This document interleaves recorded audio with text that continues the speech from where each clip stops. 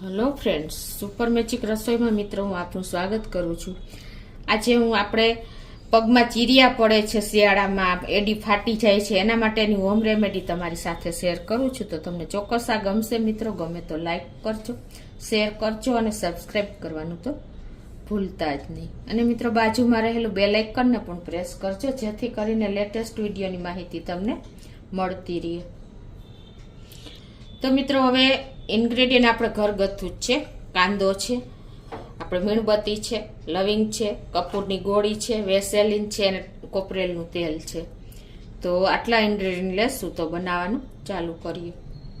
તો મિત્રો આપણે એડી એટલે કે પગમાં ચીરિયા પડે છે, વાઢિયા પડે છે ને, તો એકદમ દુખાવો થાય છે, આપણે ઊભા નથી રહી શકતા, હાલી નથી શકતા અને ઊંઘ પણ નથી આવતી, એટલા દુખે છે।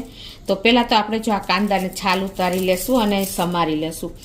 અને આપણે ક્યાંય પ્રસંગમાં જવું હોય કે બહાર જવું હોય ને તો પણ આપણને સંકોચ થાય છે કે આટલા બધા પગ આપણા ફાટી ગયા છે, તો આપણે કેવી રીતે આ બધું કરવું, અને કપડાં પણ આપણા બગડે છે, એમાં ભરાઈ જાય છે, ઘણા બધા પ્રોબ્લેમ આવે છે। પણ આ રેમેડીથી તમારે એક બે વખત ઉપયોગ કરશો ને તો તમને ફાયદો જણાશે। તમારા ઘૂંટણના દુખાવા, કમરના દુખાવા, પગના દુખાવા બધું જ તમને ઇઝીલી ફેર પડી જશે, એટલું આ અંદરથી જ આપણને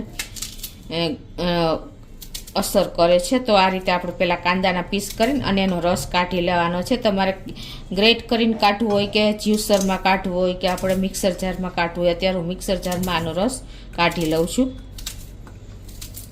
મિત્રો આ કાંદામાં આપણે સલ્ફર કમ્પાઉન્ડ રહેલું છે અને એન્ટીબેક્ટેરિયલ અને એન્ટીસેપ્ટિક આપણે આમાં ગુણ રહેલો છે, આપણને ખુદને ખબર નથી હોતો। આનો રસ એટલો ઉપયોગી થાય છે ને મિત્રો કે તમારી એડીમાં એટલે કે જે ચીરિયા હોય છે ને એમાં બેક્ટેરિયા નહીં થવા દે અને રૂજ આવી જશે।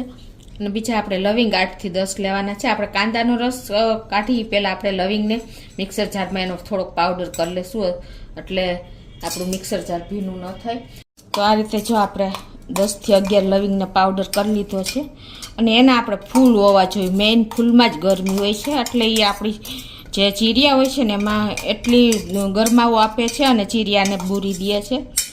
હવે આપણે આમાં કાંદાનો રસ કાઢી લેશું। આ રીતે જો આપણે કાંદાનો પણ મિક્સરમાં પીસી લીધા છે અને એનો આપણે જ્યુસ કાઢી લેશું। તો આ રીતે આપણે એને પ્રેસ કરીને અને એનો જ્યુસ કાઢી લેવાનો છે। આ રીતે જો આપણે કાંદાનો રસ કાઢી લીધો છે। કાંદામાં મિત્રો કોલેજન પ્રોડક્શન વધારી દે છે, એટલે આપણા એડીઓમાં એટલે કે ચીરિયાઓમાં એકદમ મોઇશ્ચર આવી જાય છે અને સુકાવા નથી દેતા। હવે આપણે આ મીણ લીધું છે, એટલે કે મીણબત્તી લીધી છે, એને આપણે આ રીતે એક વાસણમાં નાખીને અને પીગાળી લેવાની છે। મીણબત્તી પણ આપણા ચીરિયાઓમાં એકદમ મીણ ભરી દે છે, એટલે કે ચીરિયા આપણા દુખાવો નથી થતા અને વધતા નથી, એટલે એ રીતે એકદમ આપણને મોઇશ્ચર જેવું કરી દે છે। તો મીણને એકદમ સ્લો ફ્લેમ ઉપર આ રીતે આપણે મીણબત્તીને ઓગાળી લેવાની છે અને એના જે દોરા હોય ને એ આપણે કાઢી લેશું। આપણા ચીરિયાઓ માટે એક આક્ષીર હું તમને હોમ રેમેડી બતાવું છું, એટલી કારગત નીવડે છે ને કે તમે વિચાર કરશો ને ત્યાં તો એનું રિઝલ્ટ તમને મળી ગયું હશે, એટલી કારગત નીવડે છે મિત્રો। આ મારો પોતાનો મેં અનુભવ કરેલો છે। આ રીતે આપણે એને બધી એક મોટી મીણબત્તી હોય ને, મીડિયમ સાઇઝની સ્ટીક આવે છે, એ તમારે લઈ લેવાની છે।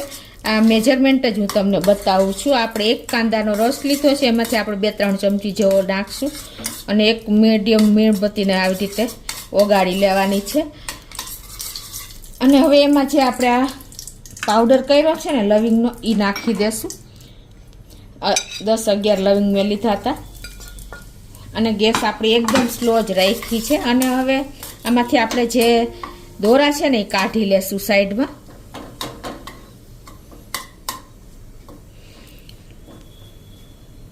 અને હવે એમાં આપણે આ જે કાંદાનો રસ લીધો છે ને એ 2 થી 3 ચમચી જ નાખી, જાજો નહીં નાખી।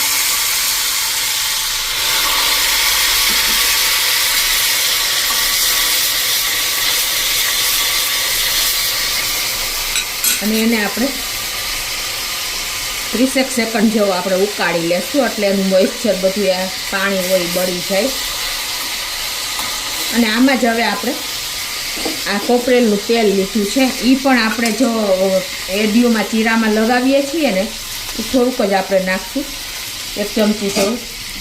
તો આપણે એકદમ મોઇસ્ચર કરે છે અને હવામાંથી પણ મોઇસ્ચર લઈને આપણી પેનીને એકદમ મોઇસ્ચર જેવી રાખે છે, એટલે કે ભેજવાળી રાખે છે, સુકાવા નથી દેતી, ચીરિયા આપણને પેન નથી થતું.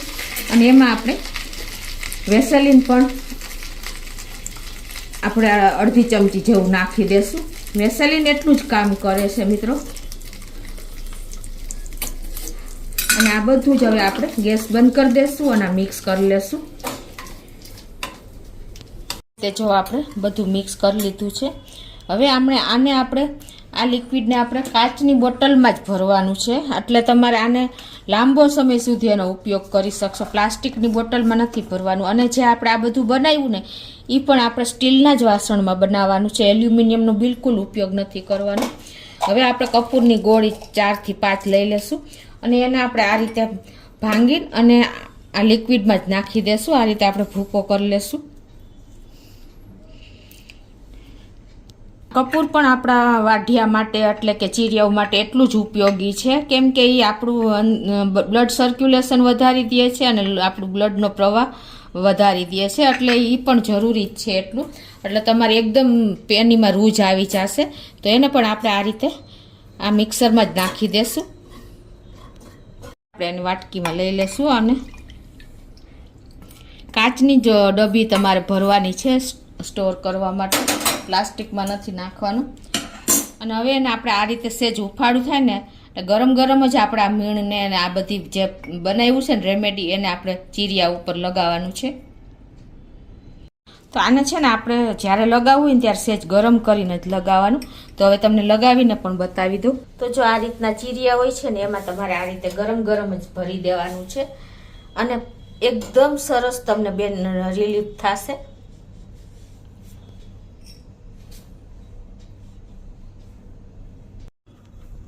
આ રીતે જો આપણે એકદમ જાડો થર કરીને અને વાઢિયામાં ભરી દેવાનું છે આ જે આપણે રેમેડી બનાવી ને.